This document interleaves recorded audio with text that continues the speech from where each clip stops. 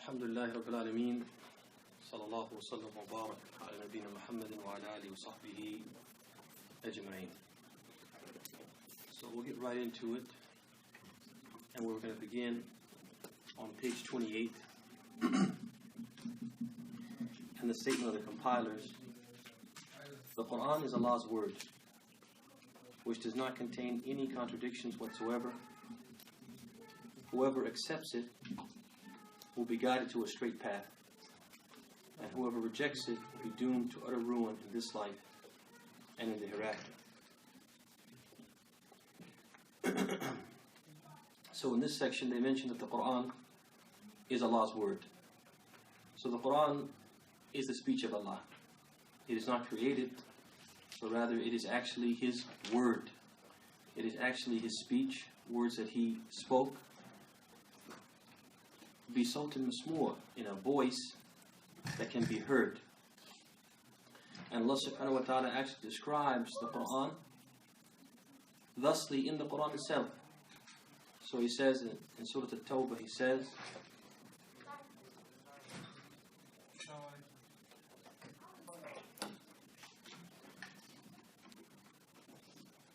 so in this verse Allah subhanahu wa ta'ala He says,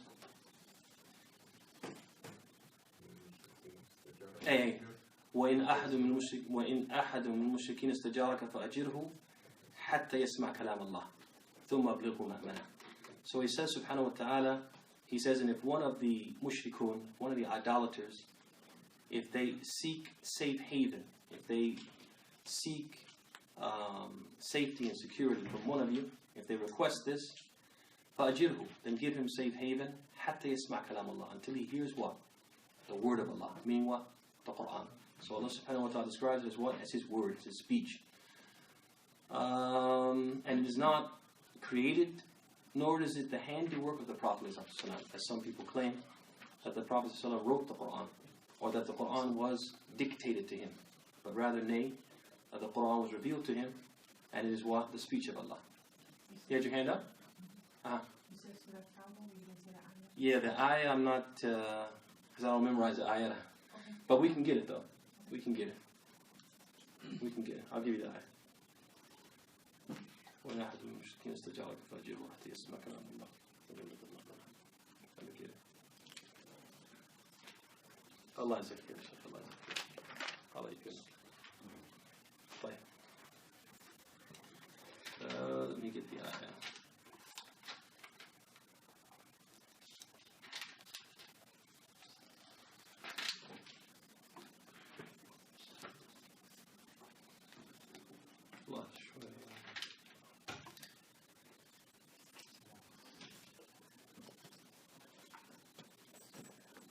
It's 6.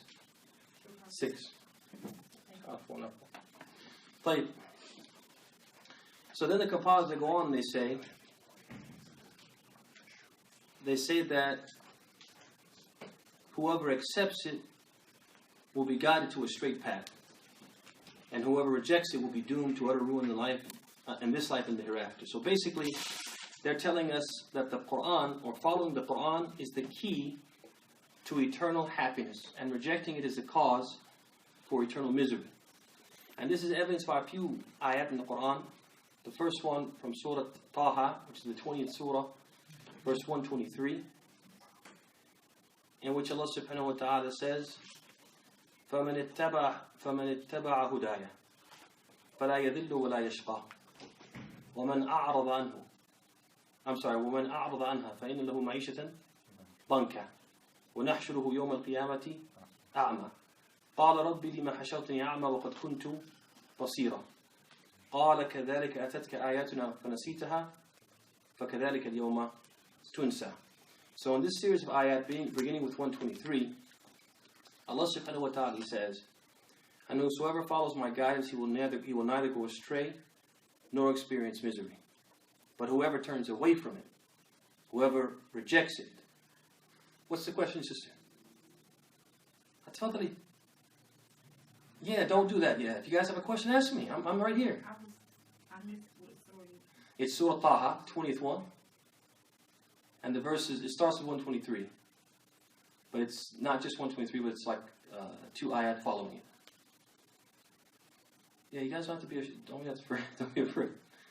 But We don't want you to get aggravated. no, I won't get aggravated. But if you ask about the ayah number, no, I won't get aggravated about that. So anyway, so he says, neither will he. So whoever follows my guidance, he will neither go astray nor experience misery. But then he says, فَمَنْ أَعْرَضَ عَنْهَا, whoever turns away from it, whoever rejects it, فَإِنْ لَهُ مَعِيشَةً ضَنْكَ, for him there will be what? A life of misery. وَنَحْشُرُهُ يَوْمَ الْقِيَامَةِ أَعْمَى, and we will resurrect him on the day of judgment blind. قَالَ رَبِّ لِمَا حَشَرْتَنِي أَعْمَى وَقَدْ كُنْتُ بَصِيرًا. He will say, "Oh my Lord, why have you resurrected me blind, but in the world I used to see?" قَالَ كَذَلِكَ أَتَتْكَ آيَاتُنَا فَنَسِيتَهَا. Likewise, did my verses come to you and you what? You forgot about them, you ignored them, you neglected them. وَكَذَلِكَ الْيَوْمَ تُنْسَى. And likewise, this day will you be what? Ignored. So, this is one proof, as the compilers have said, that basically the key to our success in the hereafter is what? Following this Quran. And if we reject it, that could lead to what? Eternal misery. Another ayah that proves this is the ayah from Surah Al-Baqarah, the second surah, verse 121, in which Allah subhanahu wa ta'ala says, الَّذِينَ آتَيْنَهُمُ الْكِتَابَ يَتْلُونَهُ حَقَّ تِلَاوَتِهِ أُولَٰئِكَ يُؤْمِنُونَ بِهِ وَمَن يَكْفُرْ بِهِ فَأُولَٰئِكَ هُمُ الْخَاسِرُونَ. So he says, those whom we have given the book recite it as it ought to be recited. And this word yatlu, it can have 2 meanings. Yatlu can mean to follow, to read something, to read it, but it can also mean what? To follow it. So it has both meanings. They recite as it ought to be recited, and they follow it as it ought to be followed. They are the ones who believe in it. And those who disbelieve in it, they are the losers. So, these 2 verses, they confirm what the compilers mentioned. That the key to our success in the hereafter is holding fast and following this Quran. And if we don't do that, we run the risk of what? Being in big trouble, to say the least, on the day of judgment. But the compilers, they go on, they say that Allah also has the most beautiful names and the loftiest perfect attributes. It is imperative, underline this part, it is imperative to affirm all of what is found in the Quran and the authentic sayings of Allah's Messenger, Muhammad sallallahu alaihi wasallam, regarding Allah's names and attributes. A true believer should believe in all of His attributes without distorting their obvious meaning, insinuating the belief that the attribute or name means something other than that which is reported, without denying their meaning either outright or by way of interpretation, without qualifying them, that is to claim the how of it, and without likening them to any of His creatures. So basically, the message here is first and foremost that the believers, part of Iman, part of belief in Allah, is that you believe in His names by which He's called, and the attributes by which He is described, or with which He is described. But you have to believe in them in the way that what? In the way that they came. In the Quran, or in the authentic sayings of the Prophet. You have to believe in them as they came. So Allah subhanahu wa ta'ala, He says, for example, وَقَالَتِ الْيَهُودُ يَدُ اللَّهِ مَغْلُولًا غُلَّتْ أَيْدِيهِمْ وَلُعِنُوا بَلْ يَدَاهُ مَبْسُوطَتَانِ يُنْفِقُ كَيْفَ يَشَاءُ. So Allah, He says, and this is in Surah Al-Imran. Let me look that one up too. Alright, so Allah subhanahu wa ta'ala, He says that the Jews, they say the hands of Allah are tied up. Okay? So then Allah responds to them. He says, غُلَّتْ أَيْدِيهِمْ, may their hands be tied up. وَلُعِنُوا, and may they be cursed. بَلْ يَدَاهُ مَبْسُوطَتَانِ, rather, His hands are what? They're outstretched. يُنْفِقُ كَيْفَ يَشَاءُ, He spends as He pleases. But He doesn't withhold. No one can accuse Allah of being what? Stingy. Which is what the Jews are trying to say. That Allah doesn't give, He's stingy. Right? So Allah says, بَلْ يَدَاهُ مَبْسُوطَتَانِ, rather, His hands are outstretched.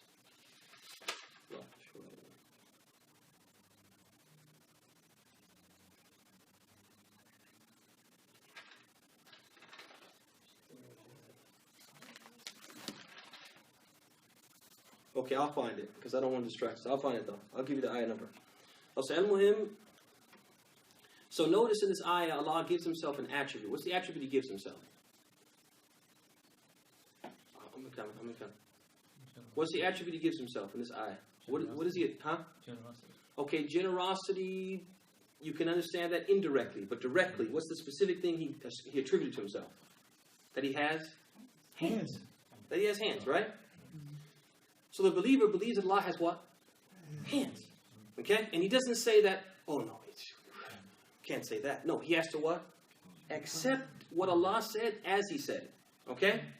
And then he has to avoid, when it comes to these attributes, he has to avoid doing what? What some people did because they were so concerned about disrespecting Allah. They were so concerned about that they did certain things. So the believer, he has to accept what Allah said about Himself as He said it, and avoid what? Doing certain things that people fell into. Go ahead, yes, sister, go ahead. I was just going to ask a question about the Jews, but that's okay. I can wait on that one. Yeah, just put it. Yeah, write that down, and we'll come back to it. Okay. So what's the first thing that believers have to avoid when they read something like this? One thing is that when you hear hands, you say hands, and that name, the name of that quality, is not something exclusive to Allah. It's something which is also shared by His what?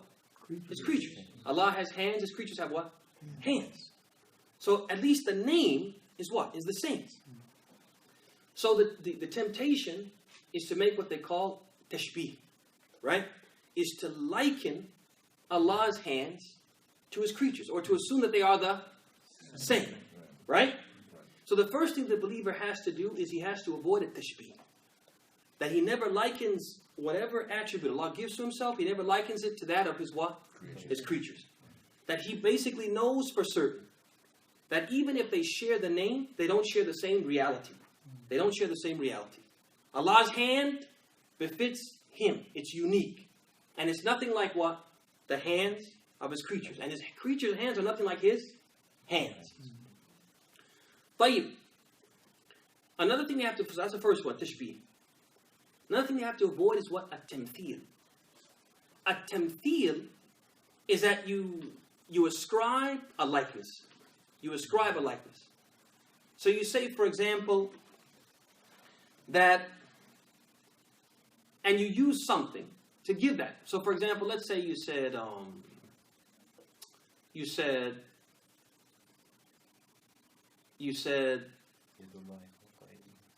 trying to think of a human example first. So let's say, for example, you said that so-and-so hit so-and-so. He said, well, how did he hit him? Okay? He hit him like this. So you give what? An example. That's what we call what? A tamthil. You make what? An example. It was like this example. So if you know this example, then you'll know how he hit him. You follow me? And we do this all the time in human circumstances. When it comes to Allah, this is knowledge which we don't have. We don't have the knowledge of what His attributes are like, the example of them. So therefore, we can't claim to say, well, His blank is like this. You follow me? So that's another thing that we don't do. We don't make what? A tamthil when it comes to Allah's name, because this is knowledge that we don't have. And anyone who claims to have this knowledge is what? Is lying. So we never make a likeness and say that His attribute is like this. And similar to this is a takyif. A takyif, which is saying how it is. Saying how something is. Again, something that we just don't know. Do we believe that His hands have a how? There's a how of it.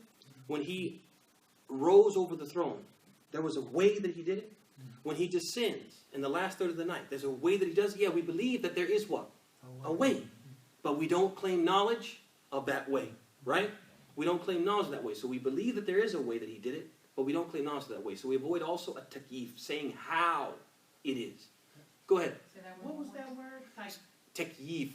Takyif. If you wanted to spell it in English letters, you say T-A-K-Y-E-E-F. Takyif. And that's what it That's is? saying how it is. Saying how something is. And Timthia is example? Yeah, you set an example. You give an example. All right, so we said tashbih, tamthil, takyif. Another one is a ta'wil.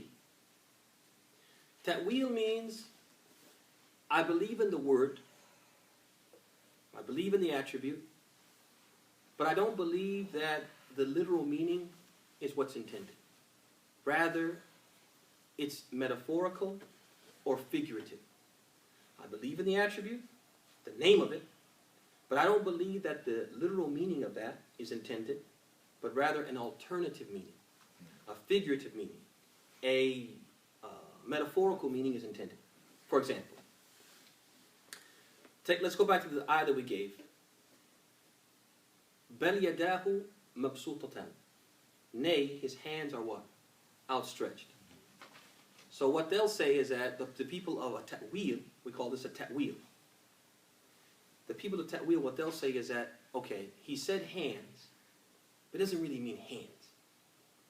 But that's a metaphor for what? For quwwah, for his strength, right? Or that's a metaphor for isal al-rahmah. It's a metaphor for what? Causing his mercy to what? To reach his slaves. So it's not really hands. Yeah, we accept the word, but that's not what it means. It means what? Something other than what? Hands. The believer doesn't do that. They accept what? Hands are what? Hands. Do we know how they are? No. Do we know their likeness? No. Are they like his creatures? No. But he has what? He has hands, because if he wanted to say his strength, he would have said his strength. If he wanted to say Isal al-Rahmah, making his mercy reach his creatures, he would have said what? Isal al-Rahmah. So when he says hands, he means what? Hands. Looks like you have a question, sister, yeah? No, sir. It's like they're changing the actual meaning. Yeah, so basically they accept the name, but they don't accept the literal meaning. They want to alter, they want to offer an alternative meaning. That's what they call what? A ta'wil. A ta'wil.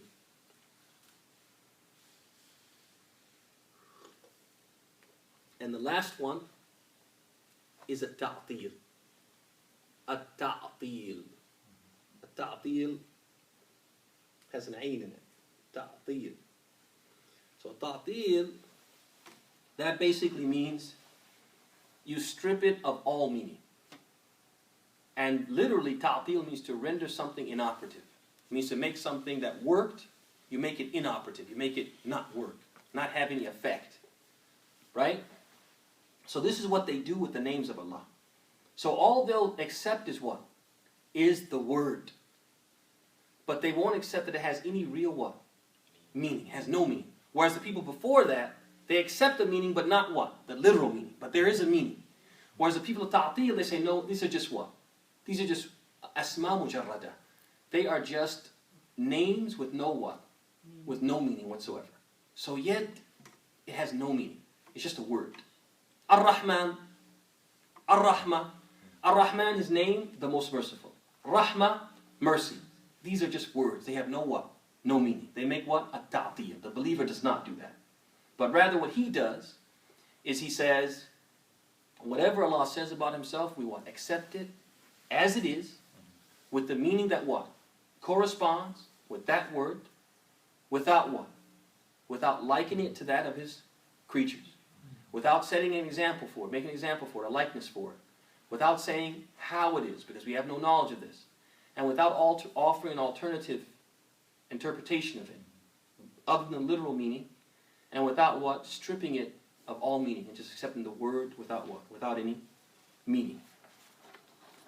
But then after that, what they're going to do is, on page 30, they're going to give some examples of these what? These attributes. Attributes that we might find what?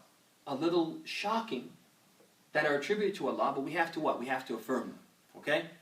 So they say, for example, Allah speaks whatever He pleases, whenever He pleases. He has sent the Quran, whose words are His. He is happy. So what attribute they give to Allah? The attribute of what? Happiness. Being pleased, right? With those who believe in Him and do good deeds. He is angry. Another quality, what? Allah gets angry.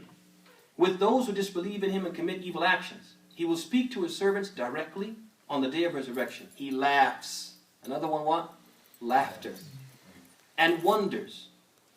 He knows, another one, wonders. He knows, hears, and sees. So knowledge, hearing, and seeing. Having complete control over existence. He has a glorious and dignified face. He has what? A face. 2 generous hands and 2 real eyes. His veil is light. Had he removed it, the sublimity of his countenance would have burnt all that his sight reached. He is above his throne in a manner which suits his majesty and greatness. All creation is below him. He knows all his creatures' conditions, hears their sayings, sees their actions, and manages their affairs. So all of these qualities and more, we do what? We affirm them as they are, following what? The principles that we just mentioned. Without what? Without a tamthil, without a tashbih, without a takyif, without a ta'wil, and without a ta'til. Alright. So then after that, let me see.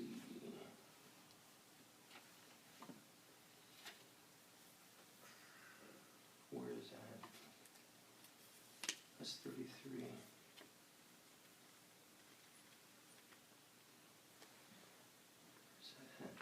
Okay.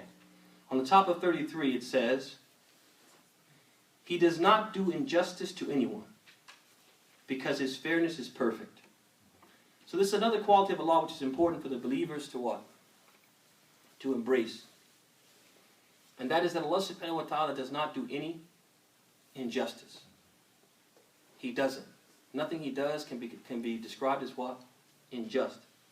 As we find in the Qudsi hadith where Allah subhanahu wa ta'ala, he says, Ya ibadi, inni harramtu dhulma ala nafsi wa ja'altuhu muharraman bainakum fala tadhalamu. He says, indeed, I have prohibited oppression, injustice from myself. And I have made it prohibited amongst you. So not oppress one another. وجاء في الحديث, like the hadith of Ahmad and Ibn Majah on the authority of Zayd ibn Thabit, that the Prophet ﷺ, he said, إن الله عز وجل لو عذب أهل سماواته وأهل أرضه لعذبهم وهو غير ظالم لهم ولو رحمهم كانت رحمته خيرا من أعمالهم أو خيرا لهم من أعمالهم.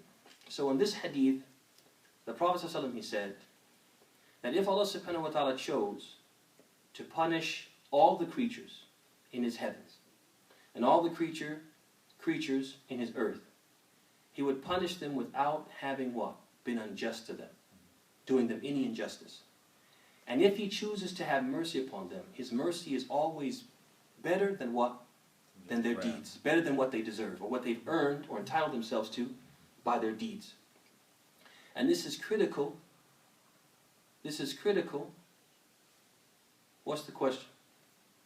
It wasn't really a question like that. I was just kind of... Go ahead. What is it? I was just thinking of children, like abused children, or sex slave children. And stuff. Jimmy? And I was listening to what you said, so I was just kind of wondering how they fit in the... what you just said. Mumtaz, because that's a question that comes. Okay, let me preface the answer by saying this. Is that this belief that Allah does not do injustice, no matter what the circumstances are, this belief is critical for the Muslim to be able to embrace something which is also critical. And this was actually, that hadith was in response from the Prophet ﷺ and some of his companions, in response to those who asked about this aspect of belief. Because it's an aspect of belief that many people, they have a problem accepting. Likely because of situations like what you mentioned. So what's that part of belief? Something that Muslims have to believe in, but sometimes it can be difficult to believe in. One of the 6 fundamentals. Al-Qadr. Al-Qadr.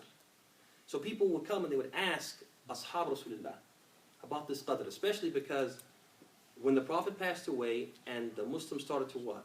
To expand their territories. Certain deviant beliefs started to creep in. And one of the foundations that was being attacked was the foundation of what? Qadr, divine decree, belief in divine decree. And this is something that the companions witnessed this time. A lot of the other deviations came after the companions. But this one, it happened during their lifetime. So people would come and ask them about what? This Qadr. I'm having a problem with Qadr. It's hard to embrace. What about this? What about that? Etc. And they would answer with this hadith. This is the first part of the hadith, and the hadith continues. Al-Muhim. So basically, it's incumbent upon the Muslim to embrace the fact that Allah does not do any injustice. Everything that happens, what? Is totally what? Just. Now, there's a few things you have to understand. The first thing is that Allah subhanahu wa ta'ala owns us. We're His property. And so therefore He can do with us as He pleases. The second thing is that we don't always understand the wisdom of why He does what He does. Because our knowledge and capacity to understand is what? Limited. Limit. Okay? And it's kind of like, and also we don't know the whole story. I'll give you a perfect example. Let's say you came into a building, and you saw a woman with her child laid down, and someone sawing that child's leg off. You come in, this is what you see. What would you do? What would you say? What would you think? What would you think? I would think that that's horrible. It's horrible. What are you doing? You'd push the person with the saw, you'd hit the mother, right? And you'd snatch the child. But what if you knew the rest of the story? That this child has a disease, gangrene in their leg. And this leg has to be sawed off to save the child's life. What if you knew that? Would that change your perspective? So that's another thing too, is that the third thing we don't know the whole story. We don't know the whole story why something is happening to someone the way it's happening. And if we don't know part of the story, our reaction will change from if we knew the whole story. The fourth thing is that Allah subhanahu wa ta'ala, at the end of the day, what does He want? He wants to show people mercy. He wants to enter people into paradise and save them from the hellfire. So He may take a child who hasn't done anything, an innocent child, and that child may be what? May be killed. For example, you see these horrible pictures like in Syria where they do these bombings. And they'll strike a civilian area, which they always do. And an entire apartment will be leveled. And then they pull out of the rubble, they pull out a child. Pull out a child, innocent child. You'll see the pictures. This happens all the time. And people will say, this child, what is their sin? This child has no sin. And some of them, as a result of that, will say there is no God. Okay? Or what kind of God is this? Or whatever. But if you think about it from another angle, for example, this child died. And Ahmad, he narrated, or he transmitted the ijma' of Ahl Sunnah, that children who die before puberty enter what? Paradise. So this child will go to what? Paradise. This child was a Muslim child with Muslim parents. This child can come on the Day of Judgment and do what? Yashfa, intercede. For those parents and some of his other relatives. If those parents were patient as a result of this calamity, Allah will do what? Yarfa darajatuh. He'll raise what? Their rank, expiate their sins. And so many good things will come out of what? Out of this what?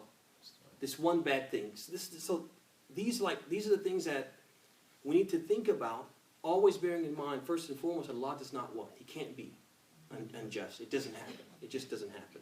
So when we see the qadr of Allah unfolding in front of us, whether it affects us or affects other than us, we also have to bear in mind Allah can't be just, can't be unjust. We don't know the whole story. We can't comprehend Allah's wisdom. Okay, in many cases we don't understand the wisdom but because of our limited understanding, but Allah knows the wisdom. And also beyond that, what? Allah's plan is what?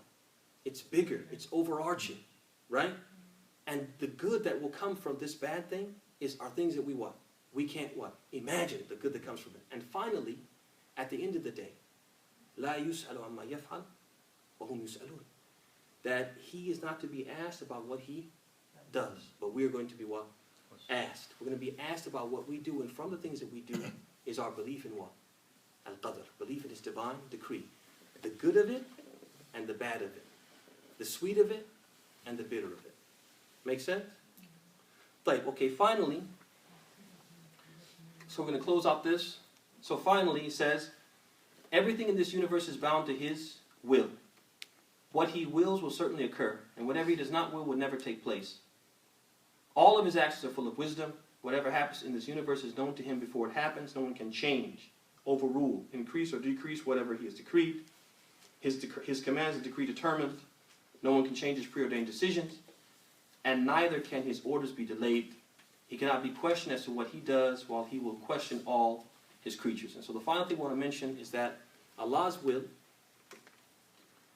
is two types. Allah's will is two types. So you have al-irada al-kawniyya. You have the universal will. Al-irada al-kawniyya, the universal will, basically means the will of allowance. It's good. You can eat it. Are you sure? Yeah, yeah. Okay, I didn't know if it would be bad for the camera. It would be bad manners or whatever. I can go and eat it. Right? So الإرادة الشرعية والكونية. So the first one, irada kawniyya, means what? The will of allowance, allowing things to happen. And the second one, al-irada shar'iyya, which is the irada of what? Of loving that things happen. Loving, wanting, and being pleased with things that happen. Again, so the first one, irada kawniyya, universal will, means what? The will of what? Allowance, allowing things to happen. The second one, al-irada al-shar'iyya, which is the will of what? Loving and being pleased with things happening. Okay? Two types of will. This is important when we read the Quran, because you're going to find Allah willed this, Allah willed that, and you're going to say, well, He willed it but it didn't happen. How can that be? Right? Or He willed it and it's a bad thing.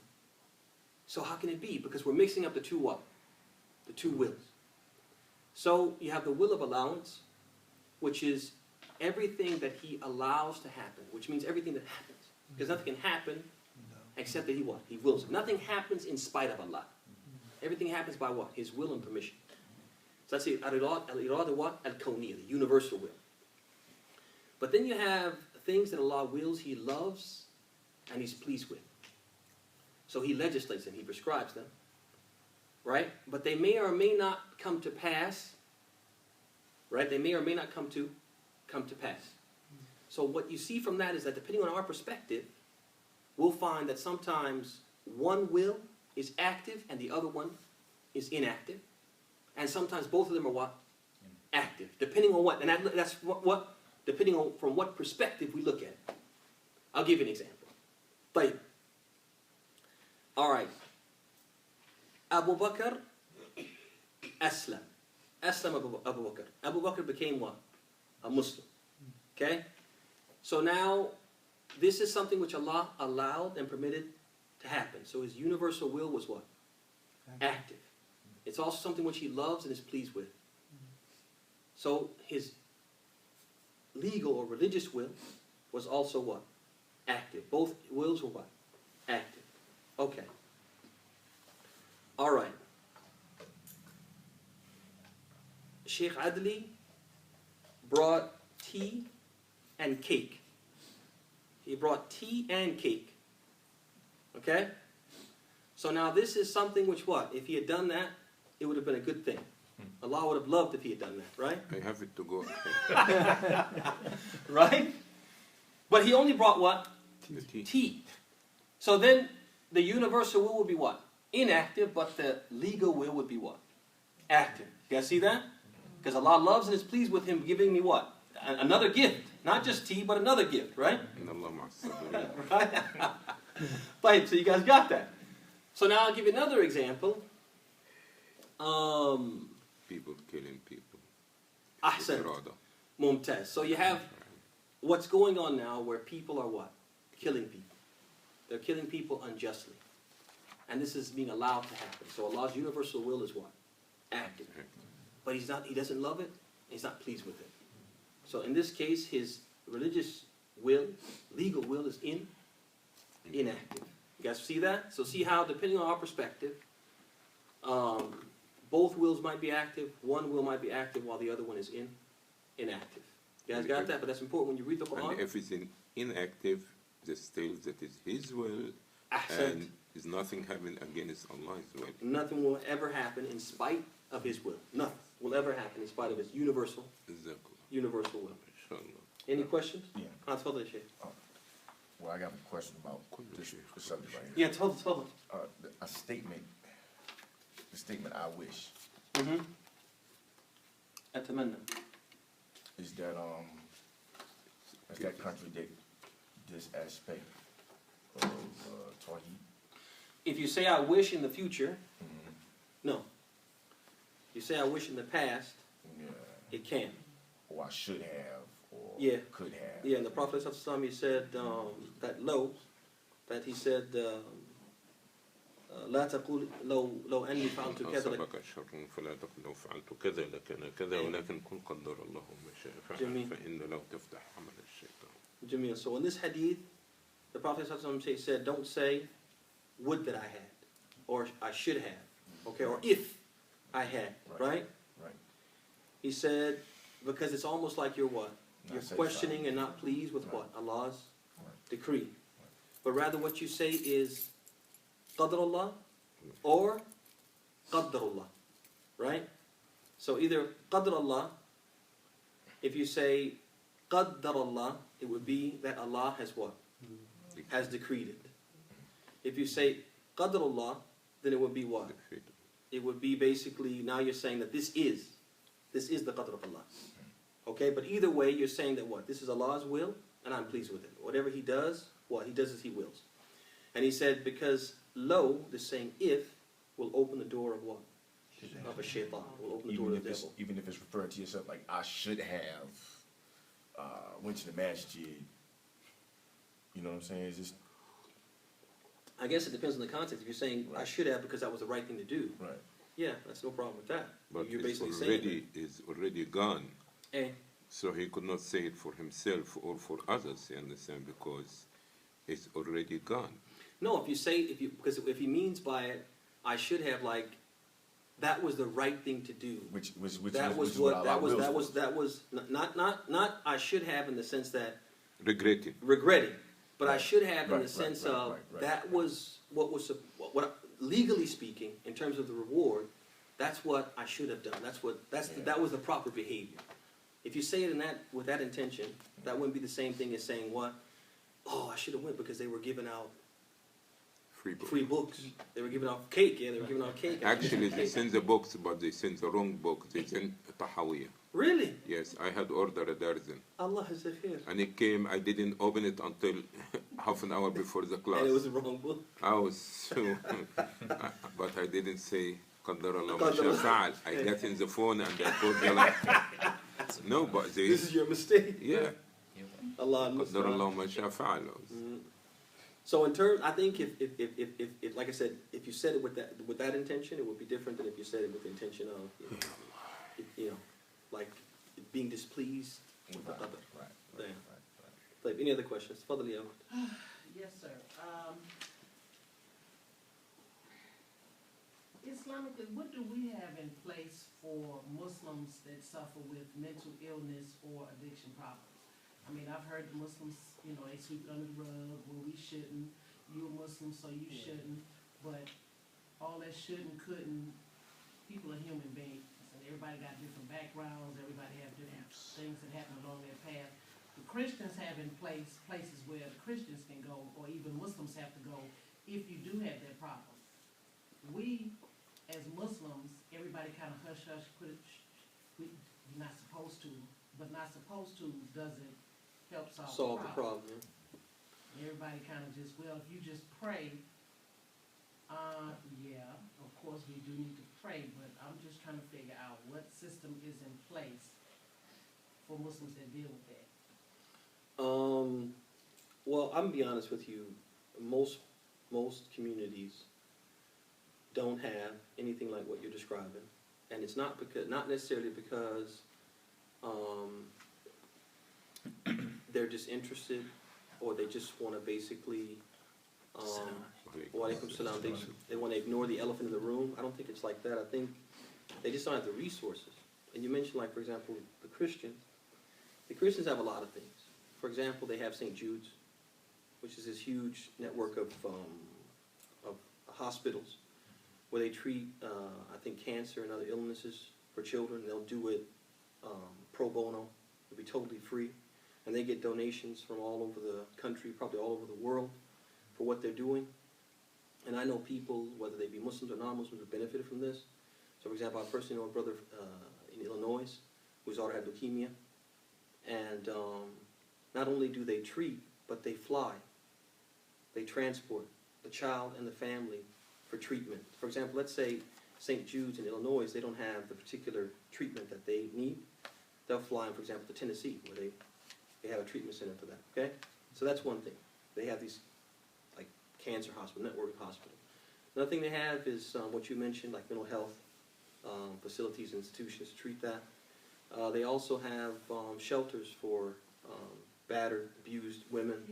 They have those things. And they have free clinics. They have food banks. They have lots of things. But a lot of the reasons why they have those things is because of what? The resources that they have. Resources that they're able to what? To gather. And unfortunately, Muslims that are disadvantaged, because they're a religious minority here in the West, they don't have the numbers that the Christians have, number one. Two, they don't have the commitment that the Christians have, number two. And then number three, they don't have the resources. So when you don't have the resources, when you have limited resources, you have to prioritize the use of those resources. So for example, a masjid is getting donations, and those donations are just enough to keep the doors open and the lights on. Then the masjid really can't pursue things like what you're describing, not because they don't think it's important, but because they just don't have the resources. You follow me? And even if they decide, well, you know what, we're going to close the doors, we're going to turn the lights off, lock the masjid, we're not going to have a masjid, we're going to, whatever resource we have, we're going to dedicate to what? Something like you said. It still wouldn't be enough. So the masjid would be closed, and they wouldn't have the shelter or the facilities or the institution that you're describing. So that's really the disadvantage the Muslims they find themselves in, is that I think they would like to do these kind of things, but they don't have the resources to do these kind of things. That's where the problem comes in. They just don't have the resources. Any other questions? Yeah. No, You were talking about the Jews saying that Allah's hands were tied. Uh-huh. Do you know where they said that at? Or what script? Probably the scriptures, or they actually said it. Torah? Yeah. Or they were just known to say it. Mm-hmm. They were just known to have said it. And one of the proofs that either was in the scripture, they were known to have said it, is that they didn't say, no, we don't say that. You follow me? That when this verse was revealed and was recited about the Muslims, and it became common knowledge, they didn't deny it. They didn't say, no, we don't say that. Right? So we know that they said it. Where exactly they said it could be in the scriptures, could be something just they were known to say it. Like might have been a common expression that they made. To the point that Allah said, وَقَالَتُ الْيَهُودِ, the Jews say it. It's like something common amongst them. It's not like one or two of them say it, but what? Something common amongst them. So it might have become like a common expression. Whenever they found themselves in financial difficulty, they blamed it on Allah. Right? يَدُ اللَّهِ مَغْلُولَةٌ. Right? Allah's hands are tied up. Might have been a common expression amongst them. Yeah. طيب, في شيء? Any other questions? Looks like the Sheikh was tired. في شيء. وكعكة أيضا. نعم. طيب. Okay, we'll break there, inshallah. We'll start next week, belief in the angels. Sallallahu wa sallam wa barak ala Nabi Muhammad. I was just joking about the cake. It was a joke. I have it ready to go. I know, but I was just joking. You take it seriously.